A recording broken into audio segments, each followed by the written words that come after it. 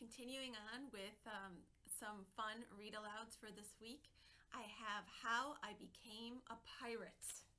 It's by Melinda Long and David Shannon, and you might know David Shannon, his books, the David series, like No David, those kind of books, and also Stripes was written by him too, so he's written a lot of books. You're going to probably recognize his style. How I Became a Pirate.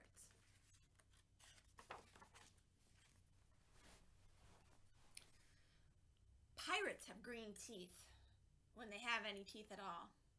I know about pirates because one day, when I was at the beach building a sand castle and minding my own business, a pirate ship sailed into view. I knew what it was because its flag had a skull and crossbones on it, and because I could hear the pirates singing, "Hey ho, blow the men down." They were a little off key.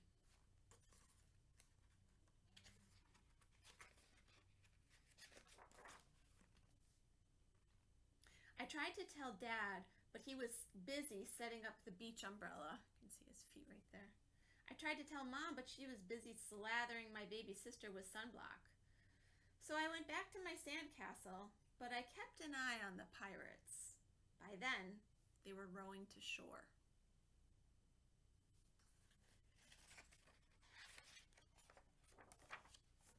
Look at his face. When they landed, the head pirate climbed out of the boat and yelled, "Ahoy there, matey! Be this the Spanish Main?" "No," I said. "This is North Beach." "Shiver me timbers," the pirate said. "We must have taken a wrong turn at Bora Bora."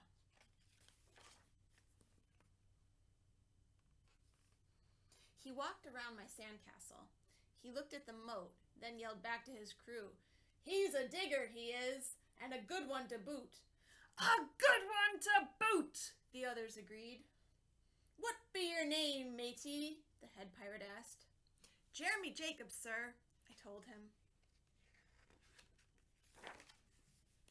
"Well, Jeremy Jacob," he said, "you're looking at Braidbeard and his crew.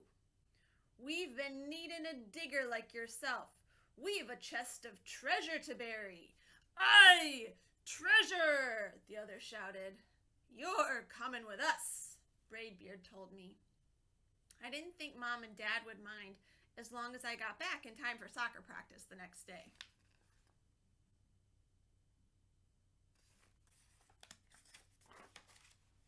That's how I became a pirate. Can you see him? He's right there.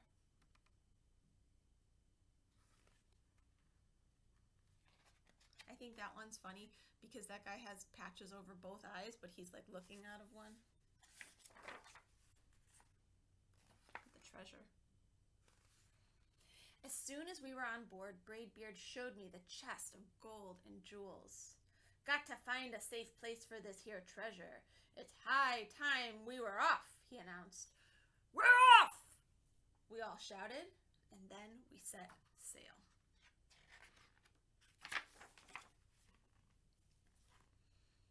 There was plenty to do on board.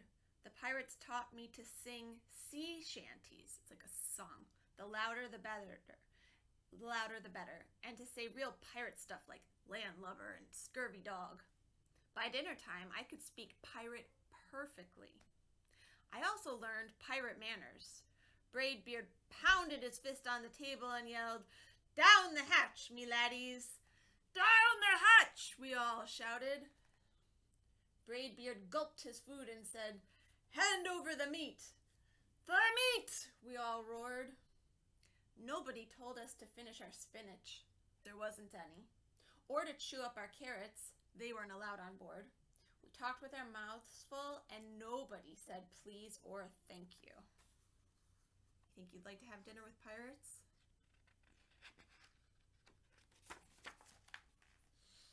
After dinner, I tried to teach the pirates to play soccer. Braidbeard kicked the ball and yelled, "Arr, soccer! Arr, soccer!" the crew yelled. Then everybody dove for the ball at once, and it rolled right off the deck. "After it, me hearties," Braidbeard commanded. After it? We all whispered. You see why? We fought over who would go get the ball, but it didn't matter anyways because a shark came along and swallowed it in one gulp. So much for soccer.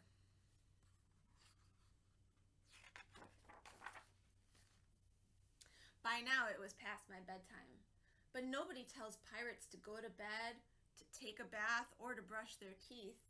Maybe that's why their teeth are green. Pirates sleep with one eye open, just in case, and they don't change into pajamas unless they want to. Pirates don't do anything they don't want to, except for maybe swabbing the decks.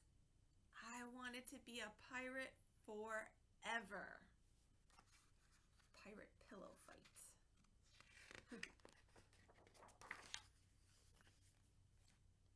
But then I found out what else they don't do. When I couldn't stay awake any longer, I asked Braidbeard to tuck me in and read me a story. Tuck in, he bellowed. Pirates don't tuck. No tucking, the crew cried. And the only thing they had to read was a map. Don't you have any books? I asked. Braidbeard looked confused. Books? I didn't even bother to ask about a goodnight kiss. Look how they're all sleeping. Wow. Yikes.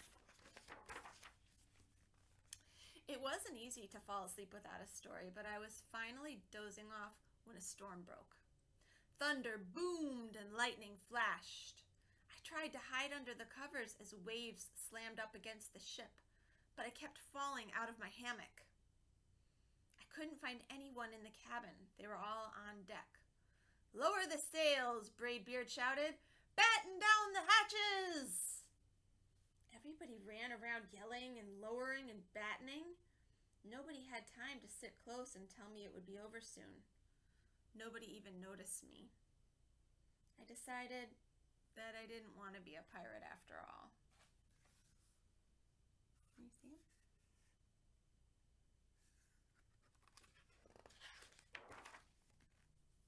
Just then, flash, crash, crack! Lightning hit the mast. The mast is the big pole in the middle that holds the mainsail. And it split right down the middle. What do we do now? Yelled one of the pirates. We'll have to turn back, called another. But the treasure, hollered Braidbeard. Where will we bury the treasure? I stepped forward. Maybe I can help, I shouted over the wind. I think I know the perfect digging spot. Where do you think he's going to suggest? Maybe the beach, back where his castle was? Maybe. When the storm was over, we rowed back to shore and buried the chest. We drew a map so we could find the treasure again, but I don't think I'll need it. Look at his map. I don't know if you can read these words. It says Jeremy Jacobs' backyard. Right there under his tree. After that, the pirates repaired the ship and got ready to set sail. Before they left, Braidbeard handed me a flag and said, You make a fine pirate, Jeremy Jacob.